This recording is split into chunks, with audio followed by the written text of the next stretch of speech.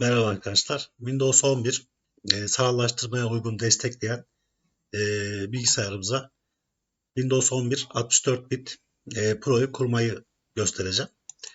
Sağ tıklayıp yeni sanal makine. Bu arada Hyper-V'nin kurulumunu daha önceki videoda arkadaşlar çektim. Oradan bakabilirsiniz videolarımdan. Sonraki diyoruz. 1011 e, Pro diyeyim. Pro'yu kurmayı planlıyorum.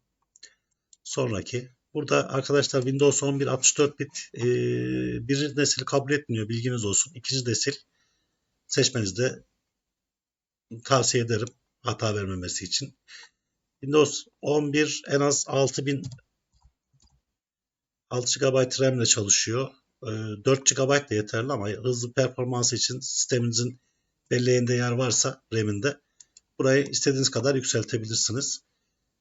Dinamik bellek kullansın. Bu işaretli durabilir arkadaşlar. İhtiyaç olduğu zaman buradan alabilir.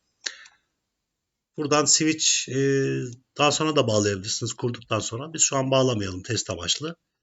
Buradan istediğiniz switch'i seçebilirsiniz. Wi-Fi diye oluşturun. Default da seçebilirsiniz.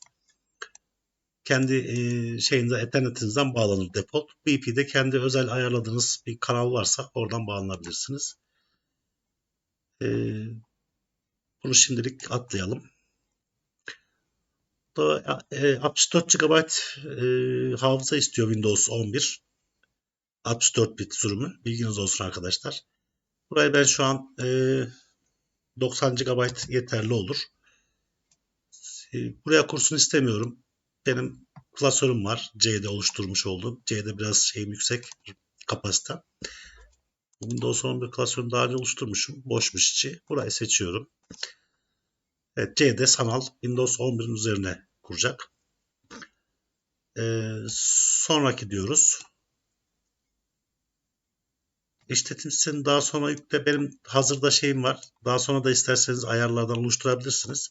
Benim D'de son var. Windows 11 64 bit ISO'yu seçiyorum. Sonraki diyorum. Son diyoruz. Evet, sanal makinemiz şu an oluşturuldu. Yalnız bu sanal makine ayarlarını yapmamız gerekiyor arkadaşlar. Özellikle Windows 11 64 bit sürümü kuracaksak ayarlardan e, kurulum sırasında hata vermesin diyorsanız bu modülü etkinleştirmemiz gerekiyor arkadaşlar. TPM destekli bilgisayarlarda bu gerekli. Windows 11 kurarken. Bunu etkinleştirdiğimiz zaman muhtemelen hata vermeyecektir. Belleğimiz 6144 yeter demiştik başlangıçta zaten. İşlemci sayımız 4 sanal işlemci. Eğer bilgisayarınızda sanal işlemci fazlaysa arttırabilirsiniz performansı için. Biz test için kullanacağımız için şu an gerek yok. Hard diskimizde zaten kuracağı yeri belli. Bağdaştırıcı şu an eklemeyelim. Tamam diyelim arkadaşlar. Start'ı verelim. Çift tıkladığımız zaman üstüne sanal ekranımız açılacak. Bu bizim oluşturduğumuz sanal makinenin ekranı arkadaşlar. Bunu büyütebiliriz. Başlat dedikten sonra da büyütebiliriz.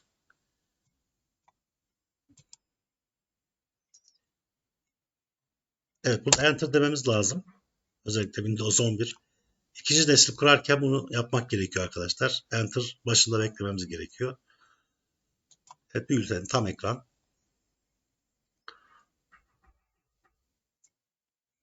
Evet arkadaşlar. Dediğim gibi bu şekilde kurulum yapabilirsiniz. Hatta test edelim. Hemen şimdi yükle diyelim. Video biraz uzun sürecek ama en azından görmüş olursunuz arkadaşlar. Yani dediğim gibi burada Windows 11 sanal makineye kurarken test amaçlı olsun, amaçlı olsun. Güvenlik ayarlarından o çoklu sanal işlemci olayını açmamız gerekiyor. Ürün anahtarım yok. Test amaçlı kuracağımız için.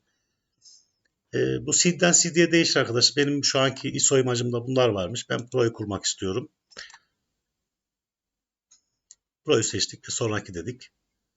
Burada evet sistem herhangi bir hata vermedi. Kullanıcı sözleşmesi okudum, kabul ediyorum.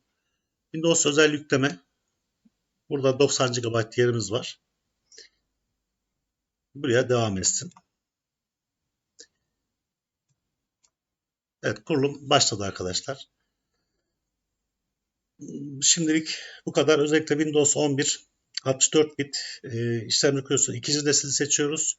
güvenlik ayardan da o aşağıdaki sanallaştırma şifreleme tikini etkinleştiriyoruz arkadaşlar. Windows 11'inizi kurabilirsiniz sanal olarak. Teşekkür ederim.